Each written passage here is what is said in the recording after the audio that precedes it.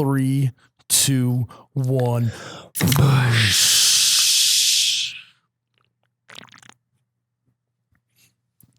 Oh my God, that's cold. Wow. Oh, it tastes good though. Welcome back to You Betcha Radio Podcast, the coldest podcast in all of the Midwest. I'm Miles, You Betcha guy. We got a great podcast lined up. We got Q&A. We got talking Super Bowl. And we got some vacation talk for us Midwesterners up here in the cold. So let's just get into the show. Here at You Betcha, we know that life is way too short to hold your own drink, and that's why we have the Bev Buckle. Now, the Bev Buckle is a belt buckle that is the world's first retractable drink holder. And I tell you what, this thing holds your Busch lattes like a charm. They are handmade here in the U.S., and these guys were also on Shark Tank. So they are the perfect gift for someone who loves to drink Busch lattes, but, just doesn't want to be bothered with the fact of holding the Busch latte. You can find these guys on their social media at BevBuckle or on their website, bevbuckle.com. That's BEVBUCKLE.com. And if you want 15% off of your order, use promo code YouBetcha with no space. That's YOUBETCHA. You Betcha, promo code 50% off at bevbuckle.com. And I hope that you guys love your Busch latte holder. I want to talk to you guys about U Motors, Motorsports and Marine, located in Fargo, North Dakota and Pelican Lake, Minnesota. They have all of the best brands: Honda, Yamaha, Ski-Doo, Can-Am, Sea-Doo, Nautique boats, Super boats, Supreme boats, all of the boats, and even Avalon pontoons. If you mention this ad, you can get 20% off parts and accessories, and obviously some exclusions may apply, but you can get 20% off parts and accessories. You can check them out on Facebook, Instagram, but also at their website, umotorsinc.com. Again, that's umotorsinc.com. I would venture to say it's almost the nectar of the gods. Back, baby, back. I want my push. Oh my God, that's cold. Oh, you betcha, yeah. Yeah. All right, guys. Thanks again for tuning into episode 5 of the You Betcha podcast, You Betcha Radio podcast. There you go. Remember, guys, you can find us on all social media platforms at You Betcha. That's at OHH You Betcha. We're kind of social media junkies. Like that's the business. That's what the podcast revolves around. Yeah, it's like we were talking about how I wasn't able to get. I went on a little vacation this weekend. Yep. Just a weekend trip, and I didn't get a second post about the podcast. And it wasn't a lot less views, but it was just less views than what I'd want. So the grind never stops, the content never stops. And we kind of found that out last week, because that's the name of the social media game, really. And before we get into this, I need to apologize about my voice. Again, I went on vacation this weekend, and clearly I lost some of my voice. I kind of got a little cold going on, as probably most of us do in the Midwest at this point in time.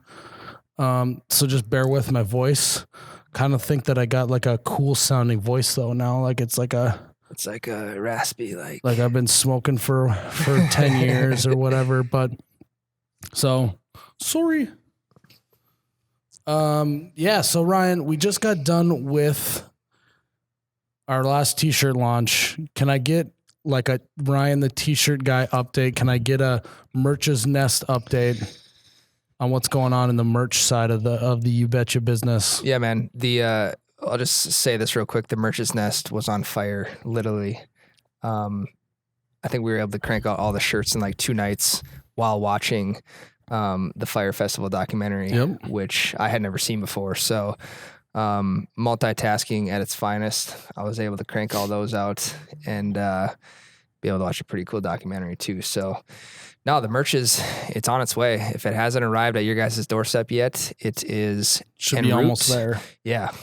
We had we thought it would throw a little hiccup into shipping last week because of like almost everything being shut down because of the cold weather. Yeah. The place that we ship shirts out of that fulfills it all and stuff like that was closed for a couple bush burp right off the bat. Right off the bat. Was closed for like a couple days last week when we wanted to ship them out.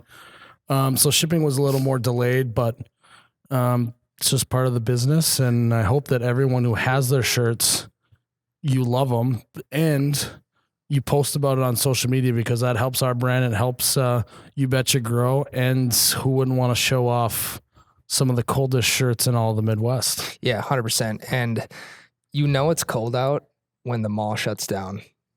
That's like the key around here is when the mall shuts down, you better go home and you better shack up with the blankets. Well, that and the McDonald's, because McDonald's is like always open. Did I feel McDonald's like closed down. I feel like it did at one of the days.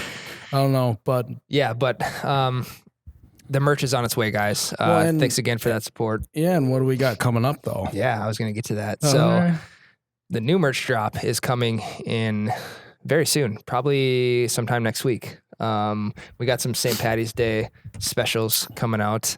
And you may be thinking it's a little early for St. Patrick's Day, but with our system, it takes about a month from a launch to when we ship them out. So it actually put us right on pace to get everything to everyone by St. Patrick's Day. So yeah, and I feel like the more we keep talking about this merch drop, like the colder I get. Well, yeah, I'm like almost starting to nip out, and I'm gonna need to put on a jacket, I think. It's a cold launch. Yeah, the shirt that we're gonna drop, I've wanted to do like since the beginning, but I felt like I wasn't there yet.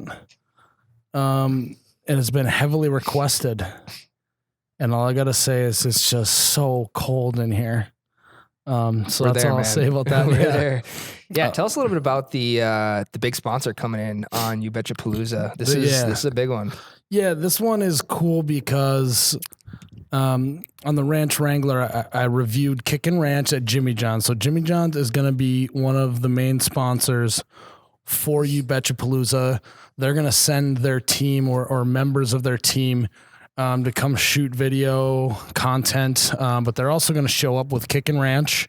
They're going to show up with like stuff to eat with chicken or Kickin' Ranch or whatever. Yeah. And then they're going to hang out. I think they're going to give out some prizes, some gift cards. So yeah, Jimmy John's is going to be at You Betcha Palooza. That'll be fun. Yeah. I was talking to some of their corporate members and they were super excited about it. They've been looking for events like this to come to and be a part of, because they're heavily involved with like the Midwest culture and stuff. Yeah. Well, they did that video like this last fall or last summer in the middle of a wheat field in because they were launching North Dakota. Yeah, they were launching their wheat subs. That's right. And they did it in North Dakota, and it was actually like a really well done, it was cool awesome. video. Yeah, I was so impressed. They set up a Jimmy John's in the middle of a wheat field. So they'll have a tent there. They'll come. I think they should have some bag boards out there, cornhole boards. So I'm excited about Jimmy John's being there. They've been super supportive of We Do since the beginning. They sent me already a merch package. Yeah, so clutch. I should hang my signed Jimmy John's photo up on this wall. They put You Betcha in as their top 10 favorite things of 2018. So that was pretty cool. And so they just have been really supportive of us, and they're going to be at You Betcha Palooza. So if you love Jimmy John's, you love subs, you love Kickin' Ranch, you gotta get to You Betcha Palooza. I don't know how much more we can beat the dead horse here on the podcast, but I think we'll just keep doing it. It's part of the brand. I mean, yeah. And so it's going to be super cool, super fun to have them there. I don't know. I was super excited when I got the email. It said that they were all in. I'm like, yes, let's go. That just makes You Betcha Palooza that much more of a legit event. And I don't know, it's gonna be fun. Yeah, no, a lot of exciting things coming together with You Betcha Palooza. A lot of loose ends to tie up still, but crossing at the end of the T's day, and dotting I's, as I like to call it. That's what it is. So February 16th on Detroit Lakes in Detroit Lake, Minnesota. Yep. Detroit Lake in Detroit Lakes, Minnesota. Yep. Sorry, I flipped that around. It's going to be a good time. So on top of that, last week was a pretty big week for Miles, the You Betcha guy. Tell us a little bit about the 5 stages of shoveling. Yeah, we got another video above 1 million views. It's approaching 2 million views. I saw that. So that is pretty fun. And it just goes to show that people crave the Midwest content. They crave stuff that's super relatable. And that's the stuff we're trying to put out. Yeah, it's just kind of fun to be able to like just go outside and shoot a video of like pretty much what I was going to do anyways, right. Just shovel. And be able to reach that many people. I think we reached like 3 million people, 21,000 shares or whatever. Insane, man. But yeah, I mean, that's the content game we're in. And it also shows like the people who support You Betcha are just sharing the crap at all the videos. And so that's super fun for us because, I mean, then it's like, it's free game to just create content that people like and we don't have to do anything other than just focus on the content. So, I got, again, every time that I talk about spotted cow in a video that gets quite a few views, I catch quite a bit of flack for it. The classic, like, you're ragging on spotted cow, but you drink piss water. Like, what's up with that? And I liked this video until he made that spotted cow comment. And now I shut it off and I hate it. It's like the people who can't take a joke. Yeah. The people who can't take a joke about a little back and forth about a beer of all things, the thing that's supposed to be the most fun thing ever. Yeah. The keyboard warriors show their true so selves. I still stand by it. That shoveling is almost worse than drinking a spotted cow. So yeah, I'm on board with that. Yeah. That makes two of us. So yeah, whatever to those guys that are hating on it. The comment that got the most likes on it, I'm going to give a shout out to this one. I don't remember who commented it, but it was hilarious. The lady says, I don't shovel, but I sit by the window with my bush latte while my husband's shoveling and I shoot him motivational thumbs up. And I was like, oh, I bet there's so many women that do that. Like, oh yeah, like, oh, you're doing a great job, honey. Like, I'm warm, but you look really cold. But like, I love you. I see you're sweating out there. Could you use a towel? Yeah, I think we're out of beer for now, but yeah. So that was pretty funny, and I love it when like people get creative with the comments and not just comment something boring or whatever. Yeah, And I like it when people almost like upvote it by liking it, because then you can get the best comments to the top and really see that. But dude, I enjoy seeing the top fan comment. It's cool to like see the audience like kind of labeled in a sense. It builds a community for sure. Exactly. So you're scrolling through the comments and you see the top fans a lot towards the top. People who like are super engaged with the content, who are liking, sharing, commenting on a lot of your stuff. Well, and I try and when I am going through comments, that video was so hard to get to the comments of like commenting back to people because there were so many. But when I am going through that, I will make like an extra effort. Oh, Ryan's breaking the mic again. That happened in episode 1, and he just did it in episode 5 here. It took me 4 episodes to get it again. Ryan, I thought we solved that problem. Yeah, we did, but episode 9 will be the next one. Yeah, I definitely looked at comment back more to people who have the top fan badge, and a lot of people are wondering how you get that. And it's all about commenting, sharing, liking, and really just interacting with all of our content the most. And that's how you get a top fan badge. Yeah. No, that's great. So we don't have an interview this week, but we're going to do Q&A. So we put out a Q&A on Instagram and Twitter. And I'm going to answer a few questions this week. Yeah, I'm going to essentially interview you. Yeah, we'll do that. Yeah, let's do it. All right. So let's hop into the Q&A again. Hit me with them, Ryan. We're going to interview Miles, the You Betcha guy this week. Question number 1. Who was your favorite childhood athlete? Now, by the way, this is from @Jake W. Taylor. @Jake W. Taylor. No numbers, so I don't think you like numbers very much on your handle, but thank you for the question. This one's tough because I had a lot of different, like through the different phases of life, you like different players. Yeah. But I just very distinctly remember being a huge Vince Carter fan. because he's like one of the greatest dunkers of all time, you know? And push burp. But here's why. When you go to the library at an elementary school as a kid and they make you check out a book, I probably checked out the biography picture book on Vince Carter about like 27 times in 1 year. Miles, I thought you already read this book this year. Oh no, you know what? I just really missed this one part. I forgot to read it like every single time. Plus the librarian was so old, she probably didn't even remember or care. But on the Dewey Decimal System with like the card in the back, yep. You know, like the last like 20 times were like my name with the stamp next to it, you know, like no one else had their name on that card. But I would say Vince Carter is one that sticks out in my mind. And then, I mean, growing up in the upper Midwest, you know, my parents are Vikings fans. So like Randy Moss and like Dante Culpepper, those years for the Vikings were, they were fun to watch. Brett Favre was fun to watch. But again, I grew up in a Vikings household. Right. So Brett Favre is kind of like a no-go. Until 2009. Yeah. I don't know, man. It was probably those ones. Yeah. Who was your favorite growing up? I would have to agree with Randy Moss. The only sports jersey that I owned when I was younger was, and I don't even know if the Vikings wore these jerseys. It was a black Randy Moss jersey. Wow. Yeah, it was retro. Was it like a garage sale? Was it like a starter? Oh, absolutely. The starter brand? The retro starter official. I think I know what you're talking about, to be honest. Yeah. So Randy Moss, that was like my prime sports watching years. He was electric. He was my favorite athlete. When by Dante far. Culpepper got the roll going. Oh my God. So electric. And then one of my favorite plays too from that era was like at the end of a half, Dante Culpepper launched a ball to Randy Moss with no time left on the clock.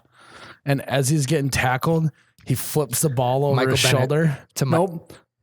Wait. Yes, I'm pretty sure it was Michael Bennett. Yeah, it probably was. I think it was. Flips it over his shoulder and they score. Chills. That was an electric play. That was great. That was great, man. Cool. No, I didn't expect the Vince Carter one, but Randy Moss, obviously. Yeah, it was like one of those just random. He was dunking like no one ever dunked. You know, the honey dip is I think what they called that. Yeah, your specialty dunk would be the ranch dip. Yeah, the I like that, the ranch dip. Okay, next question. Who's it from? Brenton Karkuff, not Kharkov, but Karkuff. Almost had a vodka situation on our hands. We did, yeah. Thanks again for your question, Brenton.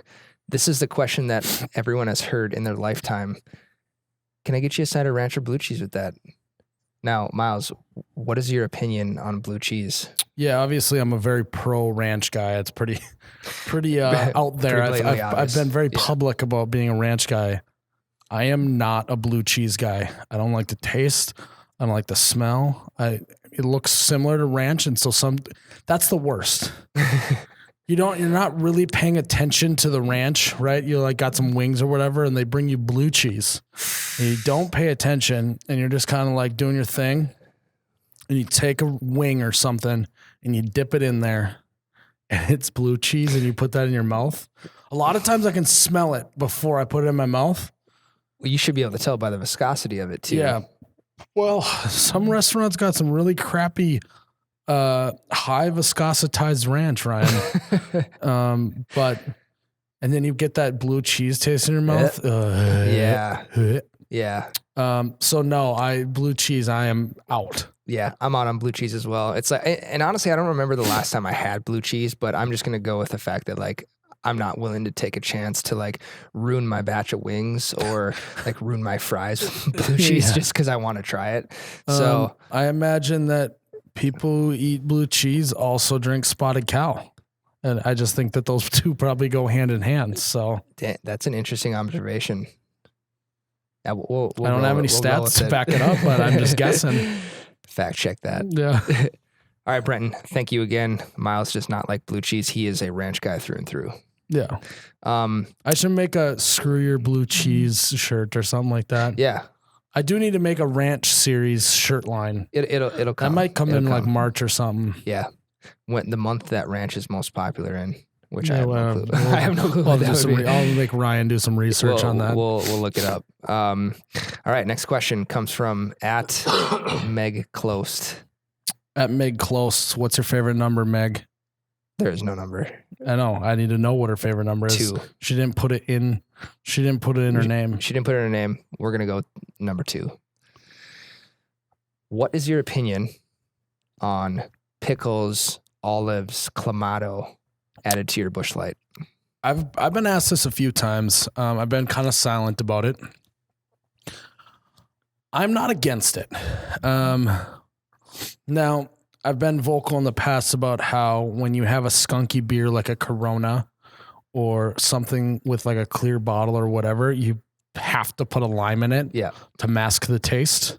The skunkiness. Yeah, limes are like maskers is what I kind of like to say. So putting a lime in or around a Busch Light, I would say is like, it's a hard pass for me. Yeah. But putting a pickle, putting olives and stuff, I don't do it really ever. But there's once in a while I'll be like, you know, I just kind of like that taste combination. Yep. And I like to call it a beer and a spear, a pickle spear. Yep. I like that. And some people are like, oh, that's so girly to do that. And it's like, sometimes I just like the taste. Nice bush burp, Thanks, Brian. buddy. Sometimes I like the taste of a beer and a spear. I'd rather do a pickle than olives. Now, people who put Clamato, tomato juice, my mother puts tomato juice, not Clamato. She's very vocal about that at the restaurants. And like almost like grabs the waitress or waiter and is like, do not bring me Clamato juice. You better bring me tomato juice. I just don't like that flavor. Sure. But I don't like Bloody Marys either. So I kind of just. It goes hand in hand. Yeah. But so if I had to pick any of those, I would go pickle, olives. And that's probably it. Yeah. It's not wrong. Like people who do it, like fine, I understand it. You like the taste. And I also think that it also though gets like a bad rap of people saying like that you're girly or whatever. It's like people just like to drink their stuff however they want to drink it. Right. What about you? So I like to hack the system a little bit at restaurants. If I'm going into a restaurant super hungry and I have to sit there for another half hour to get my food, I'm going to order a beer and a spear. So that like halfway through this beer, I can take the pickle out and have a little appetizer. Another hack you could do is get like olives on the side. Yeah. Say like, I don't know, whatever. And then you just have olives to eat while you're waiting too. But I think like people who put pickle juice in their beer, like there's some. Yeah. And I'm not a big fan of that. There's something wrong with that. But no, for one, I like the taste. For two, I'm usually hungry. Yep. So I'm going to get that extra appetizer for free. Yeah. It's hacking the system. We call that, it's like it's like a beer and appetizer before your appetizer. Yeah, exactly. It's your pre-appetizer. Yeah. The Clamato thing, I like Clamato in my beer. It just makes them flow so much better. I don't know why. I don't know what it is about the taste. Like the taste it's not like knock you off your shoe. We're gonna have to start calling you Ryan the Clamato guy, I guess. We could pull an audible with that. I didn't know this about you, Ryan. And this isn't like the norm for me though. This is like you would do one with that. I would do one, yeah. Plus a pickle. Wow. Sounds like you're just turning this into a Bloody Mary. I need a big celery stick in there. I need some more garnishes. I need some Jack Links. Yeah. All right. So our thoughts on any additives into a beer. I think we're both on board with it, just not overbearing. Yeah. You don't need to be a hardo about it, just like anything. Right. What's the next question, Ryan? This one comes from Austin R. Jordan. Are you related to Michael Jordan, Austin? You got to let us know. Yeah, let us know in the comments. Because Michael Jordan's the only one with the last name Jordan in the world, and so you must be related to him. Yeah, and it's AN, JORDAN, and not YN. So it's. Yeah, most Jordans are like that, Ryan. Okay, so a lot of people have been talking about this. We've been getting a lot of questions on this. What are your thoughts on the Bud Light commercial taking aim at beers brewed with corn syrup? We're going to wait with that one, okay? Okay. Later in this podcast, I think actually like the next segment, we're going to talk all things Super Bowl. And so let's just talk about this with that. Yeah. Yeah. We'll wait till then. All right. Austin R. Jordan, Michael Jordan's cousin. Michael Jordan's cousin. You can wait. Okay. Bird is the word. Caleb Guerder. Is it disrespectful to mix ranch with other sauces? No, I don't think if you can do it right and do the right ratios, you could have almost just a magical experience with other sauces. Give us an example. For example, I like to get my wings naked sometimes with no sauce. Get barbecue sauce and ranch, and then you mix them together, and then you only got to dip once for what we call oh my gosh, I'm blanking. The like most efficient eating experience. One dip and eat. Sure. By literally mixing barbecue sauce and ranch. Yep. I haven't tried a bunch of other combinations, so maybe that would be something to poll the people on is what combinations do you like with ranch? What is the Jimmy John's Kickin' Ranch? So is that sriracha?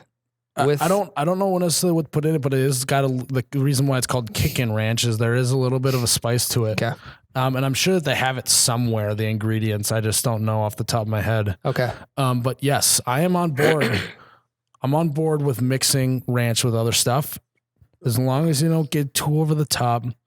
I feel like a good like a mayo or a honey mustard or something would go well mixed together too. Well, that just shows the versatility of ranch. And what can't ranch do, Ryan? Right.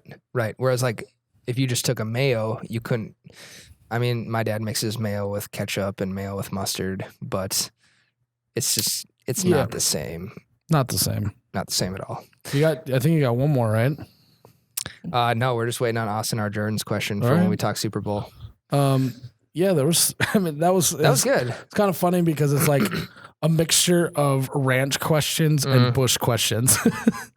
The brand. So people know what I like and what I don't like. Apparently, but there are some curveballs thrown in there. Oh, there was one question on Twitter. The question on Twitter was, in the modern day of technology, how are we unable to? Why can't we leave a group text? This is from Greasy Tony's. First of all, Tony, please share your snowblower, you little bastard. Secondly, screw you, Tony. Tony, you can. If you have an iPhone with a group message with a bunch of other iPhones, you can now leave the conversation. So, you need to get up with the technologies, I think, Tony. Hey, there probably is a decent amount of people who don't know that. So I'm not going to shame Tony. Yeah. But Tony, you can leave. You can leave the conversation now if you're on an iPhone. Now, Android, I have no idea because I don't think anyone even buys Androids anymore. I don't even know where to buy an Android. Cricket Wireless. What does an Android phone look like at this point? I have no idea. I don't know, man. But you can leave now. So all you need to do is just Google search it and it'll give you the directions on how to leave a group message.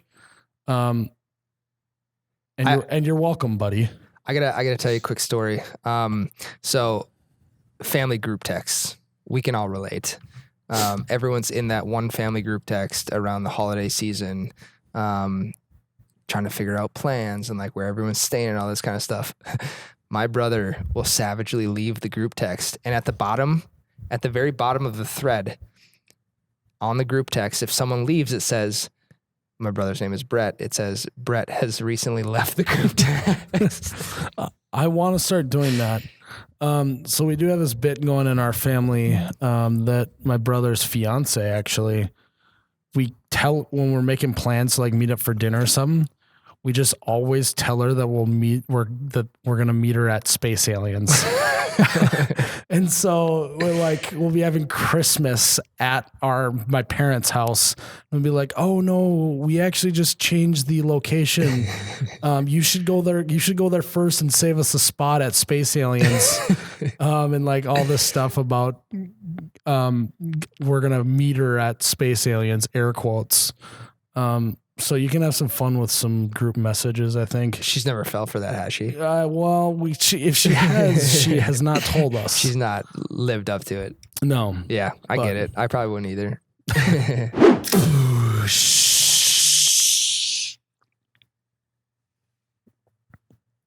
Oh my God, that's cold. All right. Super Bowl was this weekend. What'd you do, Ryan? What'd you do for your Super Bowl?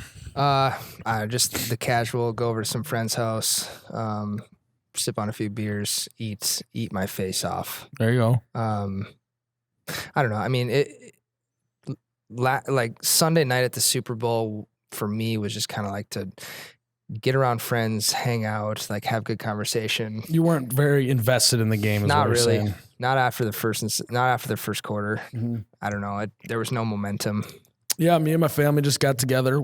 I won some money, so yeah. I mean, that's not to brag, that's but a win right there. Yeah, won some money there. Yeah, my thoughts on the Super Bowl, I think, is where we'll start. Everyone's complaining about how uneventful it is, how uneventful it was, but I mean, push burp.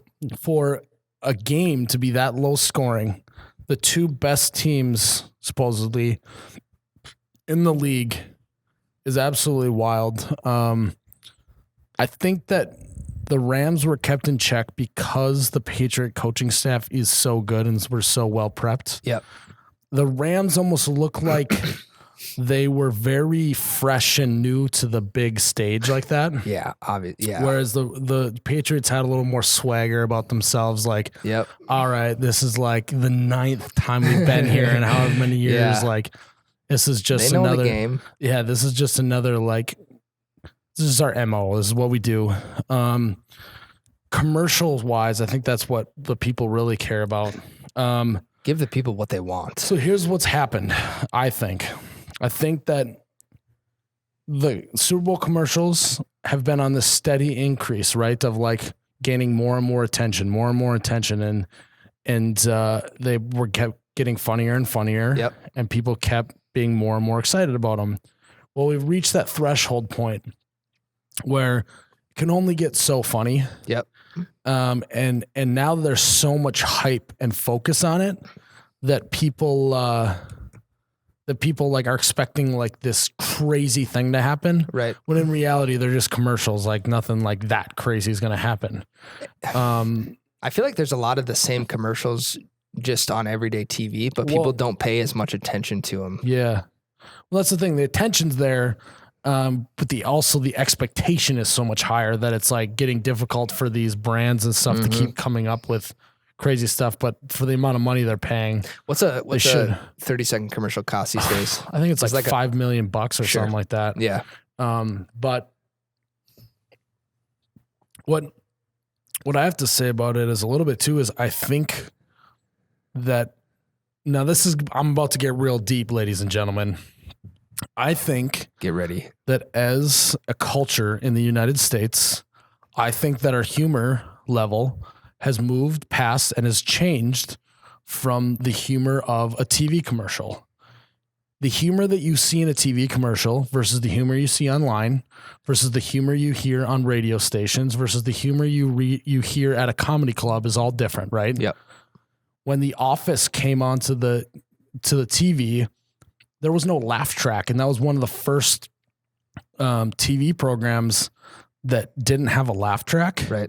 But it was like good timing because we were all kind of used to and kind of gotten over the laugh track comedy thing, right? Yep. And so that was perfect timing, and that aligned perfectly with where the culture was of like ready for something new.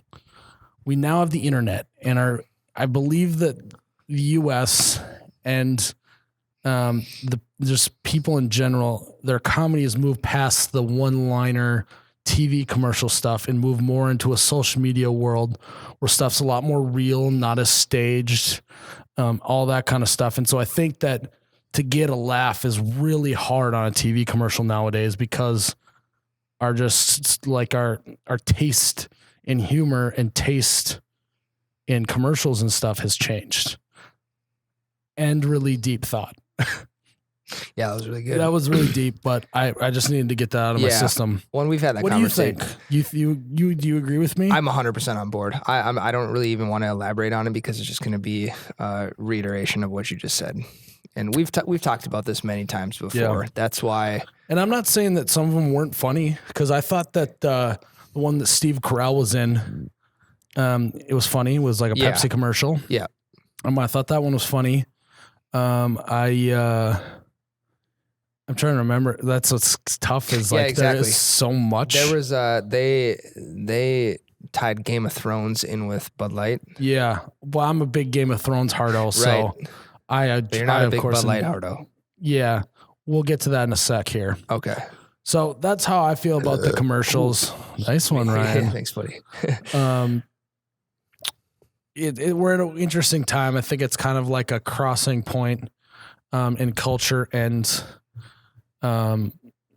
basically television and commercials and stuff like that is just different than it was 3 years ago when it kind of like felt like it was at its peak of humor and attention. I'm not saying that I still think people watch them and try and watch every commercial they can.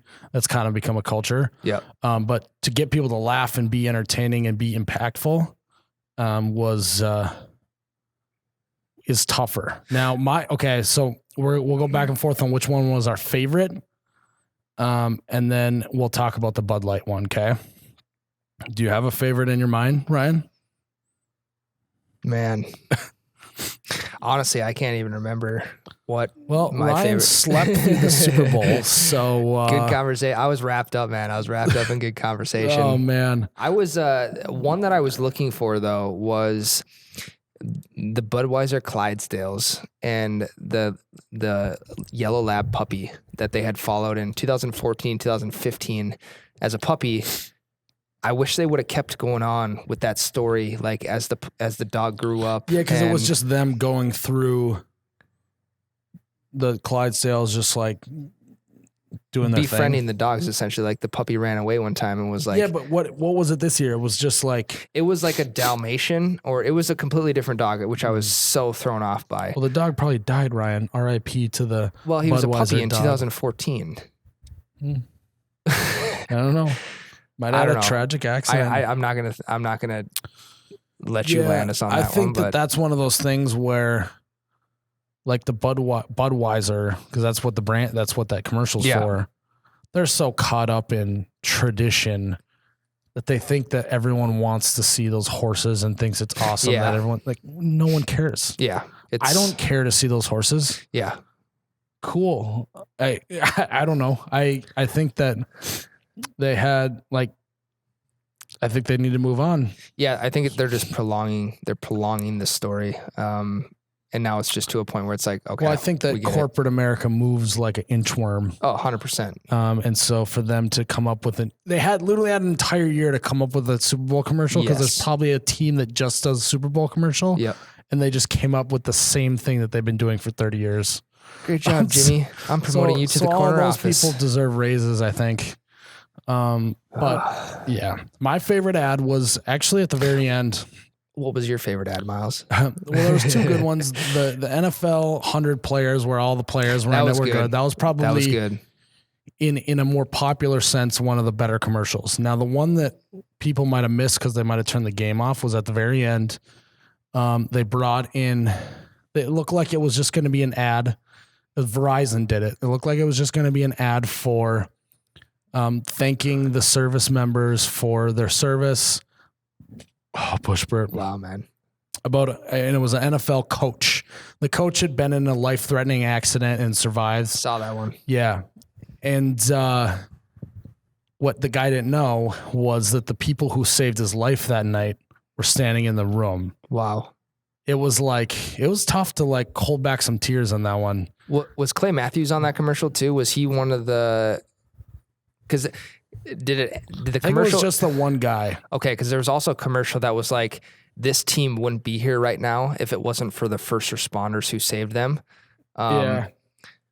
And then there was like a wall of pictures, like professional athletes, coaches, whatever. Yeah, I'm sure. Clay Matthews I and missed like that all one these then, maybe. higher level players that these first responders had gotten called onto and saved the lives of these people. So different commercial, but kind of the same concept. I thought that was cool.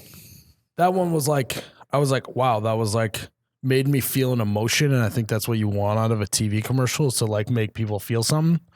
And they crushed it. So kudos to Verizon. That was my favorite one, besides like the NFL top 100 that was one. good. That was just funny to see all the former players and then that random guy at the end. Yeah. Do you know who that was?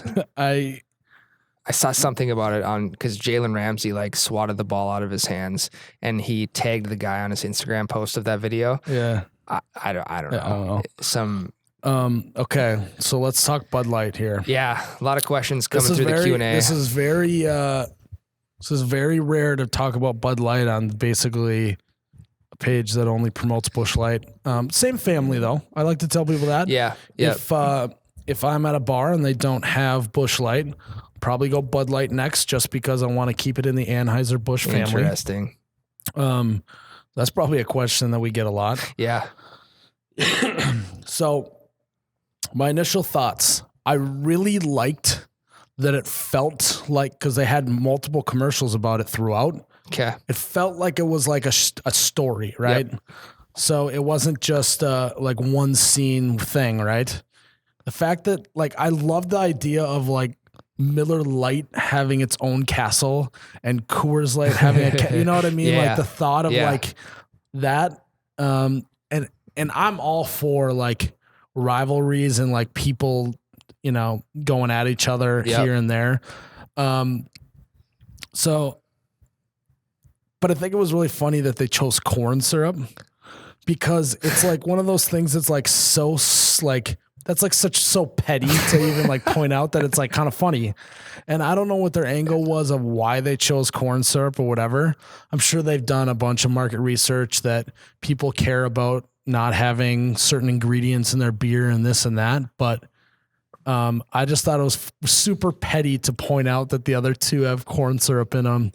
But I also liked the like Game of Thrones feel, and like that there was like separate castles for each beer. Was kind of cool. Yeah.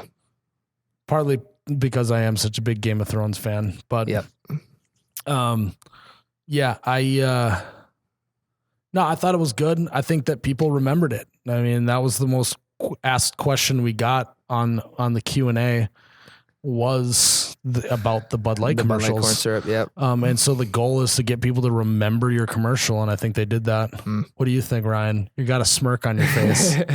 All right. I mean, I just like, let's just set the record straight. Like, corn syrup, no corn syrup, you guys were still drinking beer, and it's not getting any better for us. Like, it's great to just sit down, enjoy some beers, like, awesome.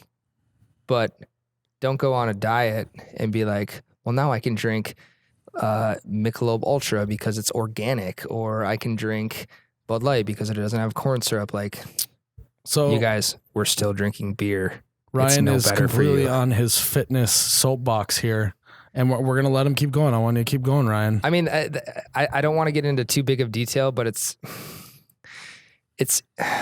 man. This commercial has clearly upset Ryan, the t-shirt guy, guys. It did, because I mean, you said it yourself. It's petty. It's like, let's see what company can come up with the most ridiculous marketing scheme in 2019 to overdo their competitors. So Mich Ultra is now an organic beer. Like, great. You start drinking organic beer. You're not going to get any healthier. Start drinking beer with no corn syrup. You're not going to get any healthier. I'm going to pause you here. You have to remember that this is marketing and it's not practicality. 100%. Marketing does not equal practicality. Actually, people who market on practicality are probably going to do a lot worse than people who market on impracticalities. Yeah, no, I agree. I agree. And so if you look at it through the eyes of a practical person, it's probably going to irritate you and you're going to be very mad. As a Midwestern podcast and as a Midwesterner myself, and as someone who is close to farm families, I think that's pretty upsetting to a lot of corn farmers in the Midwest. I saw a lot of posts. People who farm barley and the other ingredients that are in Bud Light. Well, if they farm barley, they probably farm a little bit of corn too. I mean, not all of them, but yeah, I think that you're right on that, and I think that that's part of it. I mean, if you're a Midwestern and you're a farmer and you're in that industry, yeah, that sucks. But you weren't. It's not like all of a sudden they're not going to have. They didn't have the corn syrup sale to Bud Light before the commercial. They're not going to have it after. So I don't think that has really changed much. And I don't think anyone other than the actual farmers are really thinking about the fact that screw corn or anything like that. So I think that gets tougher to sell that. But I will agree, because I took some flack for doing the drink Bush, not milk on Christmas thing from like, hey, support your local dairy farmer. Yeah. I guarantee that milk sales were not impacted by my campaign. So I apologize to any dairy farmers out there who thought that it was a smear campaign on their business and their livelihood. It was not. I love dairy farmers. Part of it. And I don't know, man. It's one of those things that was, the corn syrup thing is so out there and so something that no one thought they were going to come out with, that it's very memorable. I don't know. I thought it was decent. I know exactly, push burp, where you're coming from. But I'm not upset about it, but I'm also not like, that was the best ever or great. I think they could have come up with something a little more funny. Yeah. I don't know. Like, so what's next? What's the next big move by Miller Lite or Coors Light? I don't know. I just hear, I haven't heard anything. Miller Lite is constantly talking about, like, they run some ads I've seen about like Bud Light and whatever. Yep. Since Coors Light has had like the silver bullet, people all over the world join hands. Since that, I don't remember a Coors Light commercial really. Yeah, I don't either. Yeah. Did they get in trouble for saying that their beer was like brewed with like water from the Rockies or like brewed in the Rockies, or because it was, I thought I heard that at one point, but maybe, but they've been pretty silent. So I'm not think that nothing's really going to happen with them. Miller Lite is kind of like, I feel like they're a little more savage, so they might come back with something. But Miller Lite, the first beer without carbonation, because carbonation leads to an unhealthy lifestyle. Well, without carbonation, it's not beer, Ryan. So no, that's my point though. Like, what's the next big move? Like anything, man. It can literally, right. If they're gonna come up with corn syrup, they'll come up with anything. That's what I'm saying. Like, that's what just what I'm curious about is what's the Miller Lite brewery is within 5 miles of a dumpster. This is basically a dump. This is pollution. Yeah, to the Miller Lite plant. The last thing I'll comment about the Super Bowl is they killed the Bud Light night. No, so that tells me a little bit that they're going to end the campaign, the dilly, the Game of Thrones feel type of campaign. It felt like they were going to kill that off by killing the Bud Light night. I saw an article today. I can't remember who posted it. I think HBO insisted that Bud Light killed off the night at the end of that commercial. They probably paid them more too for it. Yeah. So why that move on their part, I'm not sure. Maybe it's the Game of Thrones HBO tie-in. Like, well, I think that it's long overdue. They've been running dilly commercials and that scheme for so a very long time. And it caught on. But yeah, and I think if they don't kill it off after this, it's really going to be just beating a dead horse. Yeah. They need to come up with something new. Like the Budweiser Clydesdales. Yeah. Well, they're beating a live horse. Yeah. At that point, you know what I'm saying? Okay. No, I didn't mean like beat the Budweiser Clydesdales. Yeah, okay, I meant like the shtick of that campaign. Just make that clear. Yeah. So that's my thought on the Super Bowl. I think Tom Brady, He's a he go, didn't man. have to do much this game though. No. But he still led the team. He still makes throws when he needs to. People are complaining about the fact that he didn't have to make any hard throws. And it's like, well, part of being on a good team and part of being a good quarterback is you want to put yourself in situations where you don't have to make hard throws. So you can't hold that against him. Yeah. Yeah. At the end of the day, he's still got 6 Super Bowls. He's still the GOAT, the greatest of all time. He took 1 snap in the red zone. Jared Goff took 0. Yeah. Which is so wild. I think that the Rams look shell-shocked, but they'll be back next year. Maybe not to the Super Bowl, but I think that Gronk might retire, and I think that Tom Brady will come back. Agreed. Gronk's up in the air. He's talked about it before. He's like, man, I hope that they don't come out what their decision is, and it's opposite of what I say before this releases. Yeah. But yeah. Yeah. Super Bowls are fun. But Super Bowl's over, and now we just have nothing. No football left. It's February.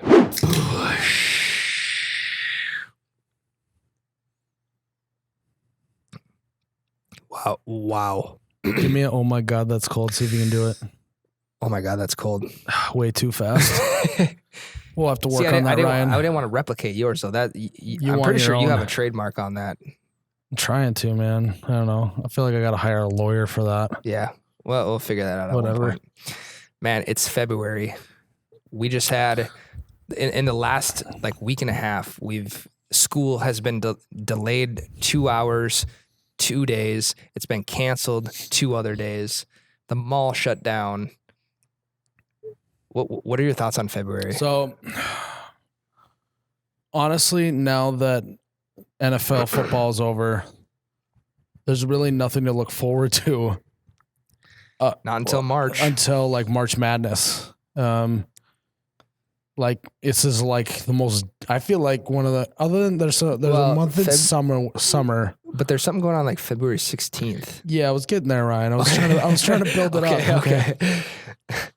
Yes, other than the You Betcha Palooza, the greatest event ever on the ice, the only ice hole tournament in all of the Midwest, $500 cash prize, You Betcha Palooza, February 16th. Be there or be from the West Coast.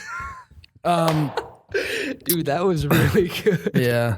Ryan, you got a case of the giggles again. I know, man. I told you I wasn't going to do that, but that was worth it right there. That was solid. Yeah. February, other than You Betcha Palooza, which is part of the reason why I wanted to throw something in the winter, is because there is not a ton to do. I feel like it's one of the most dead times for a Midwesterner of the year. There's not a lot going on. In the summer, there's not much sports going on, but at least you can have you can go to the lake. Right. And so I also feel like this is a time when a lot of people will take their warm vacation for the year. I feel like I don't know, maybe not most, but a lot of people will take one warm trip a year in the winter. If you're from the Midwest, you usually take a week or whatever. And then you go somewhere warm and you drink and hang out and don't do a whole lot and relax. I don't know. I'm gonna do that the first week of March. Yeah, I was gonna say I'm a late February, early March. Mostly because we'll go to California. Yep. And so it's still not very warm in February and January there. Yep. I mean, granted, it still is compared to negative 30. 65 is yeah. But a lot of people go to Mexico or the Bahamas or wherever. You can go there any time of year. It's going to be warm and nice. But yeah, February is I feel like the prime time to take a Midwest vacation to somewhere warm. I don't know. Yeah, I went to Mexico last year. I think it was the first week in February, and it's just such a good time to get away. Yeah. It's you do it once a year. Right. It's the thing you like. I know that people are like counting down all winter long.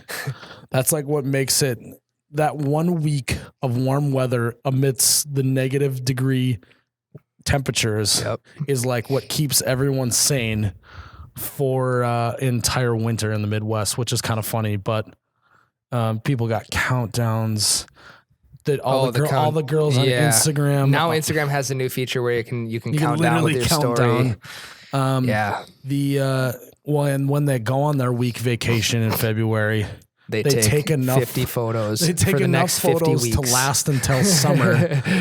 So it looks like they've been on vacation the entire way. Hashtag wish it was summer. Hashtag take me back. That's yes. Girls love putting hashtag take me back in their old vacation photos. To the warm weather and cold drinks. This cold weather got me thinking about sitting poolside. Just whatever. But I feel like there's and families that don't go on a warm vacation, I feel like a lot of them go on a ski vacation. Sure. Which is equally as fun. Yeah, it's not warmer, but it's way more fun. Mm-hmm.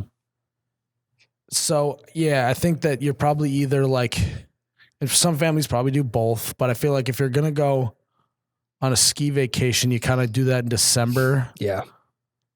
More around Christmas or like early January. And then when it gets in the later months is when you go on the warm vacations more. I don't know. Yeah, because I feel like in the last few years in December, there hasn't been as much snow. Yeah. So you hit the ski trip when there's a lot of snow in other places. So when you come back, you're probably able to ski around your area or what have you. Yeah. Or you're going to there's all these little hills that are considered places to ski. Yeah. Like the DL Mountain. Yeah, in Detroit Lakes. If you want to come up a day early to Detroit Lakes, you got to hit up DL Mountain. Yeah. Yeah, it says mountain, but it's just a really big hill. It's a hill. I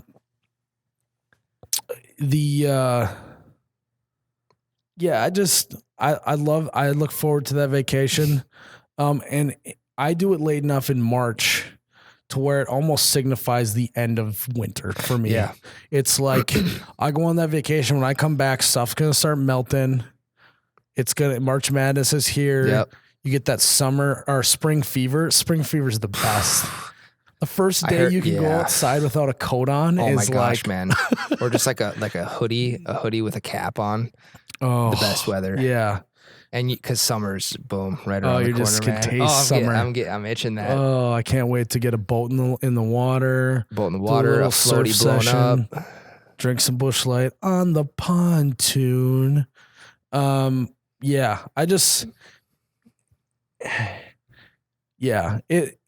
There's just nothing better than taking a warm vacation as a Midwesterner. It makes the entire winter worth it, to be honest. So when you go on vacation, we should do like a split screen podcast. Yeah, like you in California, me in North Dakota. But we both have to do it outside. Ooh. Ryan's back here. It's like, all right. Well, I need to look at my contract again and see. I don't think that's in there. Well, you might get hazard pay for that, right? Sure. Okay. Yeah. Workers' comp, frostbite.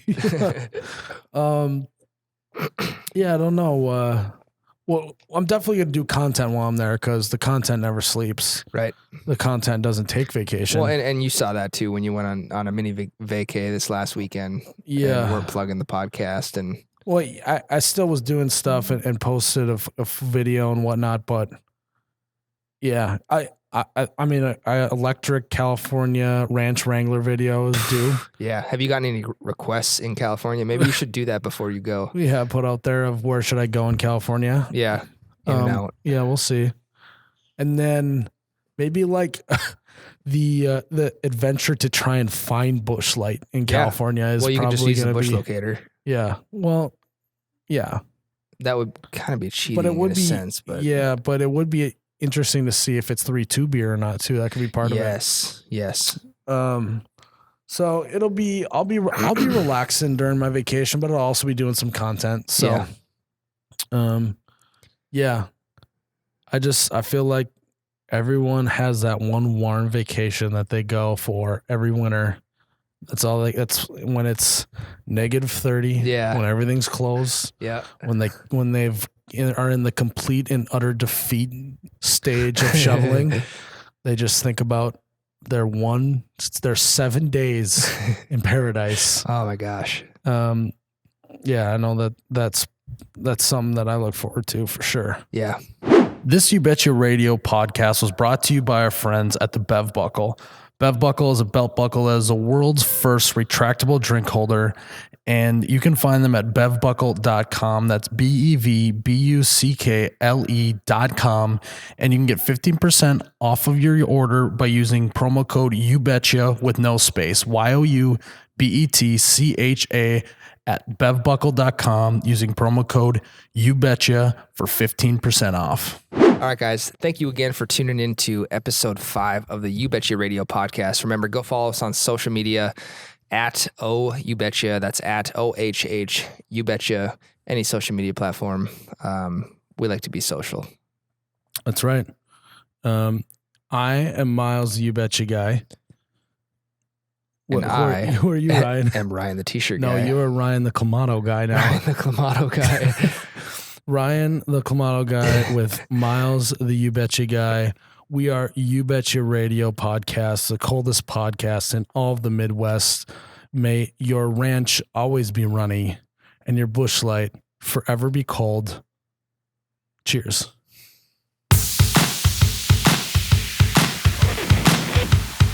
Oh, God, that's cold. Wow.